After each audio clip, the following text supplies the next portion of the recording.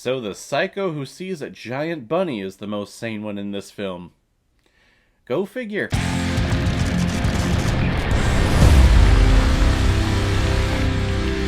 Harvey, released in 1950 and is directed by Henry Koster, who has also directed such films like The Bishop's Wife, No Highway in the Sky, My Man Godfrey, and The Robe. And this film is starring Jimmy Stewart, Josephine Hall, Peggy Dow, and Charles Drake. And the reason why we're talking about Harvey today is because it was a PayPal recommendation from one of my big supporters on this channel, Autumn Blood. You strike again with another recommendation of a film that I've never seen before, and actually picking it off the shelf here. I actually owned it, and I never took it out of its protective casing. So, again, that's why I started this channel, is so I finally get to watch the movies that I own in this small little basement that I live in. Elwood P. Dowd is an eccentric man whose best friend is an invisible 6 foot 3.5 inches tall white rabbit named Harvey. And Elwood likes to introduce Harvey to everyone he comes in contact with and informs them that Harvey is a puka, an old mythological creature who plays a bunch of practical jokes on everyone. But not everyone is so thrilled that Elwood still talks to an imaginary friend. Elwood's sister Vida has had enough of it and tries to get Elwood committed to a psychiatric care. However, through miscommunication and misconceptions, Elwood is able to walk out of the hospital while Vida herself is committed. And as the doctors of the facility find this out, they start a manhunt to find Elwood and try to smooth things over with Vida so that she doesn't sue them. And I was a little shocked at how simple this movie is. This is one of those movies that I've always heard about. I've seen that poster many times where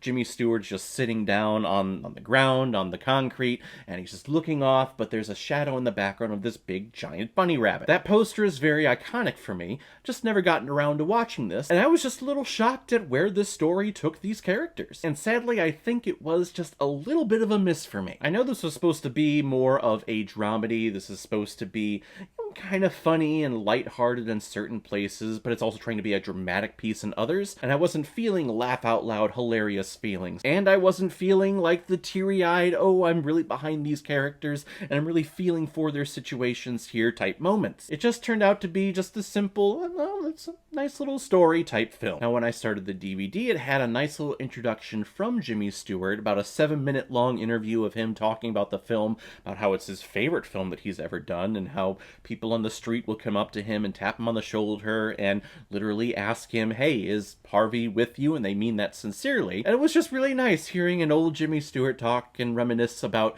the films and the characters that he's played. He did say this was his favorite film to shoot, though, which I was like, really? Because he had so many other great performances, I feel, more so than this one. But kudos to Jimmy Stewart. I mean, he was a national treasure. He's one of the best actors who have ever walked this earth. He has that type of personality where you see him on screen and you immediately you get a smile on your face, and he just makes you happy being on screen, regardless of the role that he's playing. Whether it's A Wonderful Life, or Mr. Smith Goes to Washington, or Vertigo, whatever, you see him on screen, you go, that's a good guy right there. Even if he sees imaginary giant white rabbits. And I said it in my intro, and I'll say it again here, it's amazing how the person who sees the imaginary white giant bunny rabbit is the most sane person in this entire film. And I think that's the overall message here, is that we all have our quirks. We all have our weird things that we do on a day-to-day basis. So labeling one person's little quirk as crazy and not your own is a little insane to me. But sadly, cultures and society